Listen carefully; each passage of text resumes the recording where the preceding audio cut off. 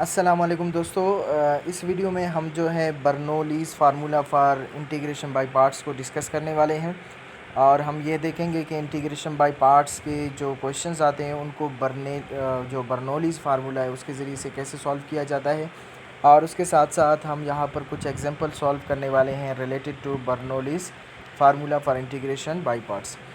दोस्तों ये एक ख़ास तरह का फार्मूला है, एक बहुत ही स्पेशल केस है जो बाई पार्ट्स के लिए इस्तेमाल किया जाता है। जो क्वेश्चंस एक दूसरे के साथ मल्टीप्लाई होते हैं तो उन्हें इंटीग्रेट करने के लिए ये एक तरीक़ाकार, ये एक रूल है जिसे बर्नौलीज़ फार्मूला या बर्नौलीज़ रूल कहा जाता है मैथमेटिक्स में। तो हमें पता है कि हमने पहले क्वेश्चन सॉल्व किए, जैसे क्वेश्चंस है एक्स मल्टीप्लाई हो रहा था साइन एक्स के साथ। सो हम क्या करते थे, बाई पार्ट्स का तरीक़ाकार इस क्वेश्चन को सॉल्व करने के लिए इस्तेमाल करते थे। सेम इसी तरह ये जो फार्मूला है ये भी इसी तरह का रूल है, इसी तरह का एक फार्मूला है।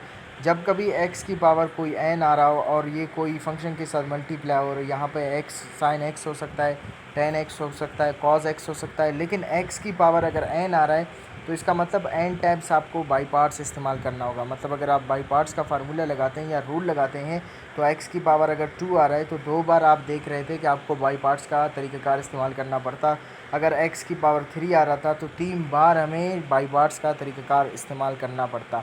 तो इन तमाम से छुटकारा हासिल करने के लिए बर्नौलीज़ का एक फ़ार्मूला, एक जो है रूल इस्तेमाल किया जाता है बाई पार्ट्स में, जो बहुत ही आसान तरीके से इस तरह की क्वेश्चंस को सॉल्व करके देता है। जहाँ के x की पावर कोई समथिंग 5 आ रहा हो और उसके साथ कोई फंक्शन मल्टीप्लाई हो रहा हो, तो इस तरह के जो है फंक्शंस को सॉल्व करने के लिए, इस तरह के जो इंटीग्रल्स है जो एक दूसरे के साथ मल्टीप्लाई हो रहे हैं उनको सॉल्व करने के लिए बर्नौलीज़ जो है फार्मूला इस्तेमाल किया जाता है, या बर्नौलीज़ आप रूल इसे कह सकते हैं। तो बर्नौलीज़ रूल क्या है, तो यहाँ से हम समझते हैं। सबसे पहले अगर दो फंक्शंस है, एक u है और v है, दोनों फंक्शन है x के और ये एक दूसरे के साथ मल्टीप्लाई हो रहे हैं, तो हम क्या करते हैं, बर्नौलीज़ फार्मूला इस्तेमाल करते हैं। ये बर्नौलीज़ फार्मूला इंटीग्रल v du वहीं बाई पार्ट्स का तरीक़ाकार है। तो इसमें क्या होगा, इंटीग्रल v du बराबर होगा u v minus v dash u dash v1 plus u double dash v2। अब ये क्या है, अब इनको हम अगले वीडियो में या इससे आगे जो है देखेंगे कि ये फार्मूला जो है हम कैसे यूज़ करेंगे। लेकिन फ़िलहाल आपको ये फार्मूला याद होना चाहिए कि ये जो इंटीग्रेशन बाई पार्ट्स का जो फार्मूला था, बाई पार्ट्स वाला इंटीग्रेशन u dv, तो अब की बार ये जो है बर्नौलीज़ रूल है, फार्मूला है in case of by parts. अच्छा, यहाँ पर u क्या है, u असल में इस फंक्शन के, ये जो u है इसके डेरिवेटिव्स है, मुसलसल आने वाले डेरिवेटिव्स है। और जो ये v1 है, v2 है, v3 है, ये असल में dv के इंटीग्रल्स है। हम इनके बार बार इंटीग्रल्स लेंगे। एक बार हम इंटीग्रल लेंगे v मिलेगा, फिर इंटीग्रल लेंगे, उसके बाद वापस इंटीग्रल लेंगे, उसके बाद वापस कितनी बार इंटीग्रल लेंगे वो डिपेंड करेगा हमारे क्वेश्चन पर। क्वेश्चन ही हमें बता रहा होगा। तो दोस्तों ये जो बर्नौलीज़ तरीक़ाकार है, मैंने कहा ये x की पावर n और इसके साथ कोई फंक्शन मल्टीप्लाई हो तो अब हम क्या कर सकते हैं, तब इसको यूज़ करते हैं। और याद रखें कि ये जो x की पावर n है ये हमेशा एक पॉजिटिव इंटीजर होना चाहिए, नेगेटिव इंटीजर के लिए आप इसे यूज़ नहीं करते। तो चलते हैं अगली स्लाइड पर, मैं आपको दिखाता हूँ कुछ एग्जांपल्स। तो यहाँ पर 3 एग्जांपल्स मेरे पास मौजूद है और इनमें से 2 को हम सॉल्व करेंगे बर्नौलीज़ फार्मूला या बर्नौलीज़ रूल के ज़रिए से। तो सबसे पहला क्वेश्चन दोस्तों एक्स स्क्वायर है और e की पावर 5x है। तो अगर इसे आप बाई पार्ट्स से सॉल्व करना चाहो तो बिल्कुल आप सॉल्व कर सकते हो इसे, लेकिन आपको क्या करना होगा, 2 बार बाई पार्ट्स का तरीक़ाकार लगाना होगा। सेम इसी तरह इस क्वेश्चन को अगर आप सॉल्व करना चाहें एक्स क्यूब कॉस एक्स को, तो आपको 3 बार जो है इंटीग्रेशन बाई पार्ट्स का तरीक़ाकार लगाना होगा। सेम इसी तरह यहाँ पर भी 3 बार लगाना होगा। लेकिन जब हम इसे बर्नौलीज़ के फार्मूले से सॉल्व करेंगे ये बहुत ही आसान हो जाएगा। तो दोस्तों सबसे पहले इस क्वेश्चन को देखते हैं, इंटीग्रेशन एक्स स्क्वायर e की पावर 5x dx, इसे क्या करते हैं, इंटीग्रेट करते हैं। तो सबसे पहले लिखते हैं बर्नौलीज़ फार्मूला। बर्नौलीज़ फार्मूला लिखने के बाद अब यहाँ पर पावर कितना है, पावर 2 है, तो हम फार्मूले को v2 तक जाएंगे। तो सबसे पहले हम आते हैं अपने क्वेश्चन की तरफ। क्वेश्चन के बाद यहाँ पर आप देख रहे हैं सबसे पहले हमें चाहिए v, तो हम v यहाँ से क्या करेंगे, x वाले को, हमेशा x वाले को u सेलेक्ट करेंगे, u सेलेक्ट करेंगे। तो u सेलेक्ट करने के बाद हम क्या करेंगे, उसका डेरिवेटिव लेंगे। सो एक बार हम डेरिवेटिव u का लेंगे तो u एक बार u को लेट करेंगे तो एक बार उसके बाद डेरिवेटिव लेंगे तो u डैश आएगा, फिर u डबल डैश आएगा, उसके बाद अगर u 3 बार ले तो ये हो जाएगा 0। अब आते हैं हम v डी वी की तरफ। तो पहले फंक्शन को हमेशा क्या हम लेट करेंगे u, दूसरे को हम dv लेट करेंगे।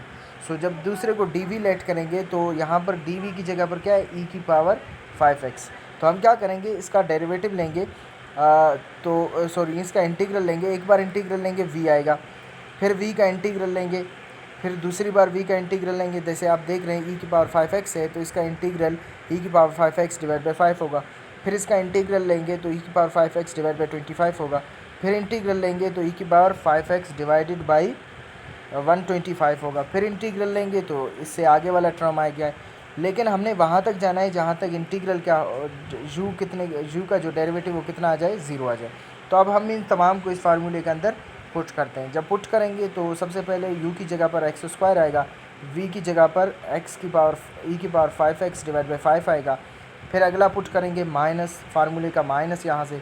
फिर अगला क्या होगा, u डैश होगा। तो u डैश क्या है, 2x है जो हमने अभी फाइंड की, और v क्या आया, e की पावर 5x डिवाइड बाई 25 आया, प्लस फार्मूले का फिर u की पावर u का डबल डेरिवेटिव आया जो कि 2 आया।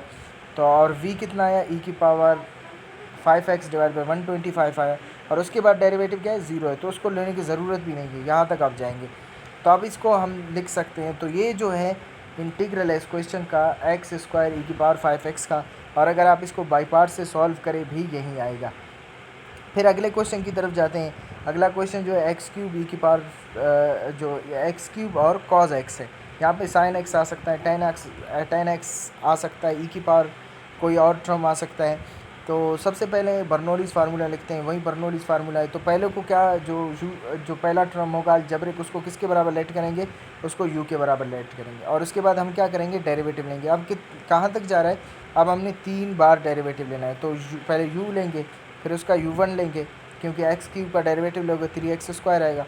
फिर इसका डेरिवेटिव लेंगे 6x आएगा, फिर डेरिवेटिव लेंगे 6 लाएगा, फिर अगला लेंगे तो 0 आ जाएगा, और dv को लेट करेंगे cos x। सो cos x का इंटीग्रल लूँगा मैं, sin x बनेगा, sin x का इंटीग्रल लेंगे माइनस cos x बनेगा जो v1 होगा, फिर इंटीग्रल लेंगे माइनस x होगा, फिर इंटीग्रल लेंगे माइनस माइनस प्लस होंगे तो cos x बनेगा। अब इन तमाम को हम अपने फार्मूले के अंदर, जो बर्नौलीज़ फार्मूला इसके अंदर पुट करते हैं। तो जब पुट करेंगे तो ये दोस्तों इसको लास्ट में सॉल्व करेंगे तो ये इंटीग्रल हमारे पास बन के निकल आएगा। सेम इसी तरह आप इसको अगर 3 बार बाई पार्ट्स लगा के सॉल्व करें तो आपके पास यही इंटीग्रेशन आ रहा होगा। तो बर्नौलीज़ फार्मूला बहुत ही मुफीद, बहुत ही अहम टेक्निक है इस तरह के इंटीग्रल्स को सॉल्व करने के लिए जहाँ x की पावर बढ़ती जा रही होती है। तो x की पावर n के लिए मैंने कहा इसे यूज़ कर सकते हैं। x की पावर यहाँ पे 5 आ सकता है, x की पावर 6 आ सकता है, x की पावर कुछ भी आ सकता है, और दूसरा फंक्शन हमेशा उसके साथ मल्टीप्लाई होगा। तो आप इसे बहुत ही आसान तरीके से जो है इस तरह के क्वेश्चंस को सॉल्व कर सकते हो। तो दोस्तों मज़ीद क्वेश्चंस के लिए, इस तरह के क्वेश्चंस हम सॉल्व करेंगे अभी। तो